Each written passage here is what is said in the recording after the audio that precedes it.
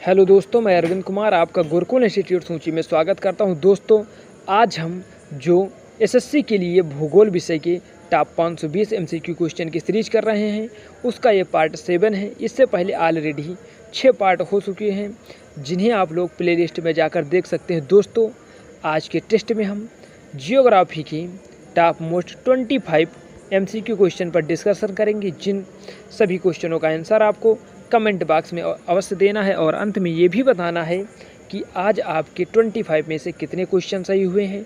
तो दोस्तों, आज टेस्ट को शुरू करने से पहले आप लोग अगर अभी तक क्लास को लाइक नहीं किया तो पहले आप लाइक कीजिए और शेयर कीजिए और चैनल को सब्सक्राइब कर बेल बटन अवश्य दबाएं, जिससे हमारी आने वाली सभी नोटिफिकेशन आपको नियमित रूप से मिल सके। और जी हाँ दोस्तों, अगर आपको इस क्लास का PDF चाहिए तो आपको गुरुकुल इंस्टीट्यूट सूची टेलीग्राम चैनल ज्वाइन करना होगा, जहां पर हम डेली बेसिस पर क्लासों की PDF प्रोवाइड कराते हैं। तो धन्यवाद। चलते हैं, आज का टेस्ट स्टार्ट करते हैं। पहला क्वेश्चन, निम्नलिखित में से वह राज्य कौन सा है जिसकी अंतर्राष्ट्रीय सीमा 3 देशों से लगती है? तो आपको बताना है कि ऐसा कौन सा राज्य है जिसकी सीमा 3 देशों से लगती है। तो आप लोग आंसर बताइए। अगर आप इसका आंसर दे रहे हैं option number A Arunachal Pradesh. Arunachal Pradesh एक ऐसा राज्य है जिसकी सीमा 3 देशों से लगती है। किससे? भूटान, चीन और म्यांमार से। चलते हैं अगले प्रश्न की ओर। नेक्स्ट प्रश्न, निम्नलिखित में से वह राज्य कौन सा है जिसकी सीमा म्यांमार से नहीं लगती है? आपको बताना है कि वह राज्य कौन सा है जिसकी सीमा म्यांमार से नहीं लगती है। तो आप लोग आंसर बताइए। अगर आप इसका आंसर दे रहे हैं ऑप्शन नंबर डी, जो मेघालय है उसकी सीमा म्यांमार से नहीं लगती, क्योंकि जो मेघालय है वो असम से घिरा हुआ, इसीलिए। चलते हैं अगले प्रश्न की ओर। नेक्स्ट प्रश्न, निम्नलिखित में से वह राज्य कौन सा है जिसकी सीमा म्यांमार से नहीं लगती है? रिपीट हो गया है क्वेश्चन, लेकिन आपको इसमें ऑप्शन चेंज है। तो आप लोग आंसर बताइए कि कौन सा राज्य है जिसकी सीमा म्यांमार से नहीं लगती है। तो आप लोग आंसर बताइए ऑप्शन के अकॉर्डिंग। तो आशा करते हैं कि आप लोग आंसर कमेंट बॉक्स में दे चुके होंगे। अगर आपने इसका आंसर दिया है ऑप्शन नंबर बी असम, तो आपका आंसर बिल्कुल सही है। चलते हैं अगले प्रश्न की ओर। नेक्स्ट प्रश्न, निम्नलिखित में से वे पहाड़ियाँ कौन सी हैं जो पूर्वी और पश्चिमी घाटों को जोड़ती है? तो आपसे पूछा जा रहा है कि वह पहाड़ी कौन सी है जो पूर्वी और पश्चिमी घाटों को जोड़ती है। तो आप लोग आंसर बताइए कि वो कौन सी पहाड़ी है। हम आपके आंसर का इंतजार कर रहे हैं, आप लोग आंसर बताएं। अगर आप इसका आंसर दे रहे हैं ऑप्शन नंबर सी, जो नीलगिरी है, तो आपका आंसर बिल्कुल सही है। अब आपके लिए यहाँ पर मैं एक होमवर्क का क्वेश्चन देता हूँ। आपको बताना है कि नीलगिरी की सबसे ऊंची चोटी कौन सी है। क्या? नीलगिरी पर्वतमाला की सबसे ऊंची चोटी कौन सी है? आप लोग आंसर को कमेंट बॉक्स में अवश्य बताएं। चलते हैं अगले प्रश्न की ओर। नेक्स्ट प्रश्न, निम्नलिखित में से कौन सा भारत का सबसे ऊंचा पर्वत शिखर है? आपसे पूछा जा रहा है कि कौन सा भारत का सबसे ऊंचा पर्वत शिखर है। तो आप लोग आंसर बताइए। बहुत ही बार रिपीटेड क्वेश्चन है एसएससी में। आशा करते हैं कि आप लोग आंसर कमेंट बॉक्स में बता रहे होंगे। अगर आप इसका आंसर दे रहे हैं ऑप्शन नंबर बी, जो K2 गाडविन ऑस्टिन है, वो भारत की सबसे ऊंची पर्वत शिखर है। चलते हैं अगले प्रश्न की ओर। नेक्स्ट प्रश्न, निम्नलिखित में से वह लाइन यानी रेखा कौन सी है जो भारत की अंतर्राष्ट्रीय सीमा के किसी भी भाग को सीमांकित नहीं करती है? तो आप लोग आंसर बताइए कि वह कौन सी लाइन है या रेखा है जो भारत की अंतर्राष्ट्रीय सीमा के किसी भी भाग को सीमांकित नहीं करती है। तो आप लोग आंसर बताइए। बहुत ही बेहतरीन क्वेश्चन है ये। अगर आप इसका आंसर दे रहे हैं ऑप्शन नंबर सी, जो सर क्रीक है, वो भारत के किसी भी अंतर्राष्ट्रीय लाइन का सीमांकन नहीं करती है। तो आपका आंसर बिल्कुल सही है। चलते हैं अगले प्रश्न की ओर। नेक्स्ट प्रश्न, निम्नलिखित में से वह सड़क कौन सी है जो हिमालय में विश्व के 4 ऊंचे दर्रों को पार करती है? तो आपको बताना है कि वह कौन सी सड़क है जो हिमालय में विश्व के 4 ऊंचे दर्रों को पार करती है। बहुत ही बेहतरीन क्वेश्चन है, आप लोग आंसर बताइए कमेंट बॉक्स में। हम सभी लोगों का आंसर कमेंट बॉक्स में देखना चाहते हैं। अगर आप इसका आंसर दे रहे हैं ऑप्शन नंबर सी, जो मनाली और लेह राजमार्ग है, वही सड़क 4 ऊंचे दर्रों को पार करती है, तो आपका आंसर बिल्कुल सही है। चलते हैं अगले प्रश्न की ओर। नेक्स्ट प्रश्न,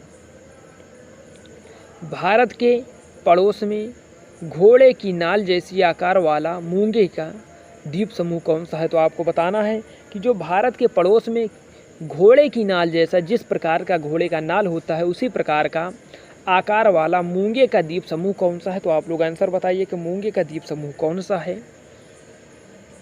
अगर आप इसका आंसर दे रहे हैं ऑप्शन नंबर बी जो मालदीप है वो, तो आपका आंसर बिल्कुल सही है। चलते हैं अगले प्रश्न की ओर।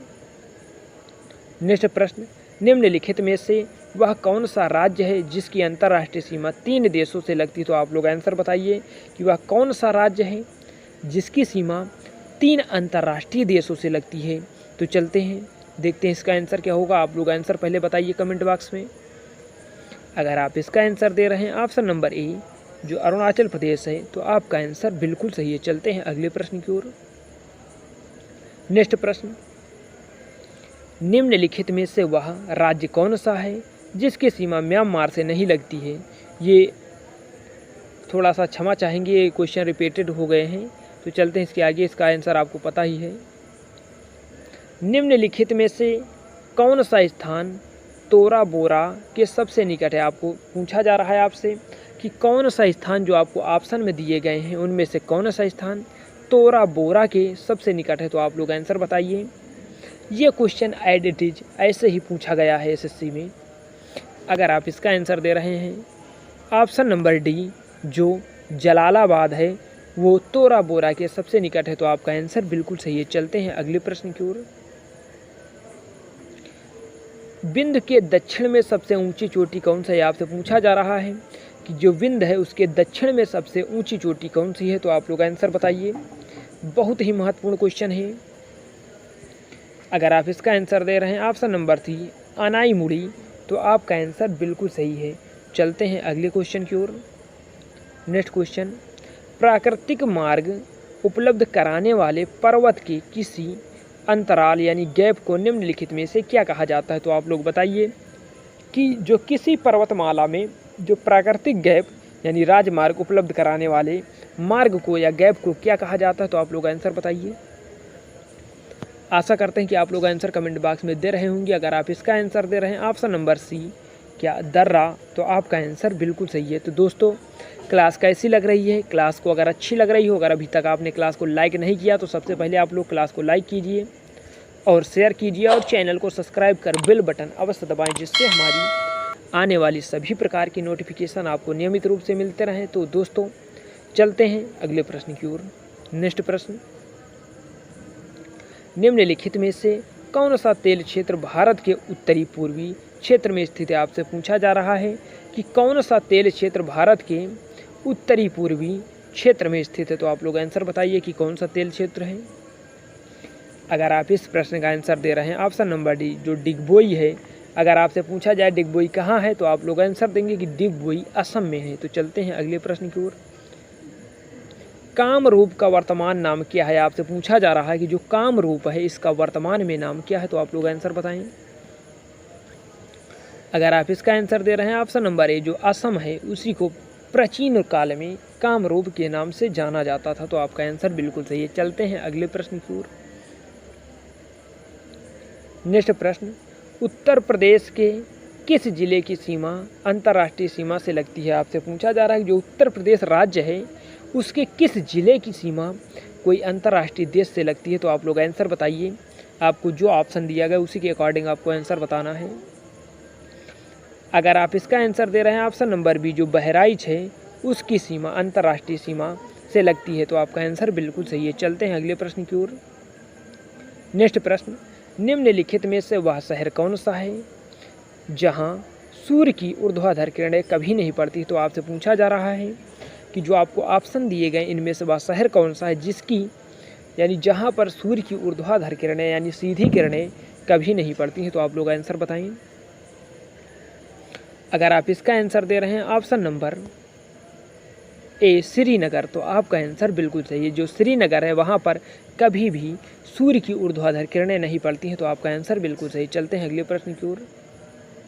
नेक्स्ट प्रश्न, निम्नलिखित में से वह क्षेत्र कौन सा है जो संघ राज्य क्षेत्र नहीं। आपसे पूछा जा रहा है कि जो आपको ऑप्शन दिया गया इनमें से कौन सा संघ राज्य क्षेत्र यानी केंद्र शासित प्रदेश नहीं है। तो आप लोग आंसर बताएं कि कौन सा केंद्र शासित प्रदेश नहीं है। आशा करते हैं कि आप लोग आंसर कमेंट बॉक्स में दे रहे होंगे। अगर आप इसका आंसर दे रहे हैं ऑप्शन नंबर डी त्रिपुरा, तो आपका आंसर बिल्कुल सही है। चलते हैं अगले प्रश्न की ओर। नेक्स्ट प्रश्न, निम्नलिखित भारतीय राज्यों में से किस राज्य की कोई समुद्री सीमा नहीं। आपसे पूछा जा रहा है कि जो आपको ऑप्शन में राज्य दिए गए इनमें से किसकी समुद्री सीमा नहीं है। तो आप लोग आंसर बताएं। अगर आप इसका आंसर दे रहे हैं ऑप्शन नंबर सी राजस्थान, जो राजस्थान है उसकी कोई समुद्री सीमा नहीं है, तो आपका आंसर बिल्कुल सही है। चलते हैं अगले प्रश्न की ओर। नेक्स्ट प्रश्न, निम्नलिखित में से किसको सह्याद्री पर्वतमाला भी कहा जाता है। आपसे पूछा जा रहा है कि किसको सह्याद्री पर्वतमाला भी कहा जाता है। तो आप लोग आंसर बताएं कि किसको कहा जाता है। अगर आप इसका आंसर दे रहे हैं ऑप्शन नंबर बी जो पश्चिमी घाट, इसी को सह्याद्री पर्वतमाला के नाम से भी जाना जाता है, तो आपका आंसर बिल्कुल सही है। चलते हैं अगले प्रश्न की ओर।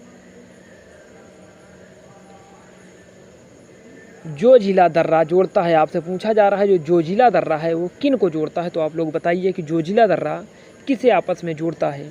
आपका आंसर हम कमेंट बॉक्स में देखना चाह रहे हैं। बहुत ही ये बेहतरीन क्वेश्चन है, तो चलते हैं इसका आंसर देखते हैं। अगर आप इसका आंसर दे रहे हैं ऑप्शन नंबर ए जो श्रीनगर को लेह से जोड़ता है वो जोजिला दर्रा जोड़ता है। क्या जो श्रीनगर को लेह से जोड़ता है वो जोजिला दर्रा जोड़ता है। तो आपका आंसर बिल्कुल सही है। चलते हैं अगले प्रश्न की ओर। केरल के तट को कहते हैं, तो आपसे पूछा जा रहा है कि जो केरल है उसके तट को क्या कहा जाता है। तो आप लोग आंसर बताइए। कोंकण तट, मालाबार तट, कोरोमंडल तट या केनरा तट। तो आप लोग बताइए।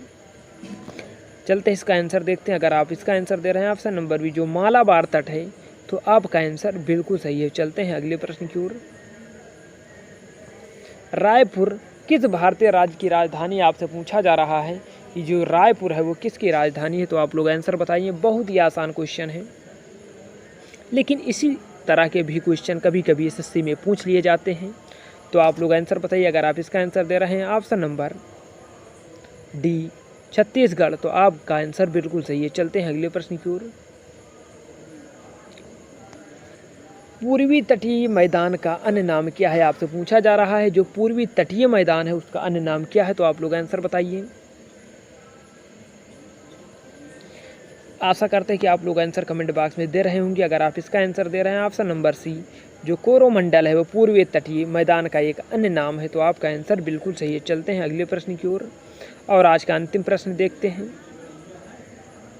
अंतिम प्रश्न क्या है, पाक स्ट्रेट किसके बीच स्थित है। आपसे पूछा जा रहा है जो पाक स्ट्रेट है वह किसके बीच में स्थित है। तो आप लोग आंसर बताइए कि पाक स्ट्रेट किसके बीच में स्थित है। अगर आप इसका आंसर दे रहे हैं ऑप्शन नंबर ए क्या बंगाल की खाड़ी और मन्नार की खाड़ी, तो आपका आंसर बिल्कुल सही है। तो दोस्तों क्लास कैसी लगी कमेंट बॉक्स में लिखकर अवश्य बताएं। अगर क्लास अच्छी लगी हो तो क्लास को ज़्यादा से ज़्यादा लाइक और शेयर करें और चैनल को ज़्यादा से ज़्यादा सब्सक्राइब करें। अगर आपने चैनल को सब्सक्राइब कर लिया है तो अपने सगे संबंधी और घर वालों से भी चैनल को सब्सक्राइब कराएं। तो धन्यवाद। आप लोग पहले ये बताइए कि आज आपके 25 में से कितने क्वेश्चन सही हुए, तो सभी लोग कमेंट बॉक्स में लिखकर अवश्य बताएं। तो धन्यवाद, मिलते हैं नेक्स्ट क्लास में।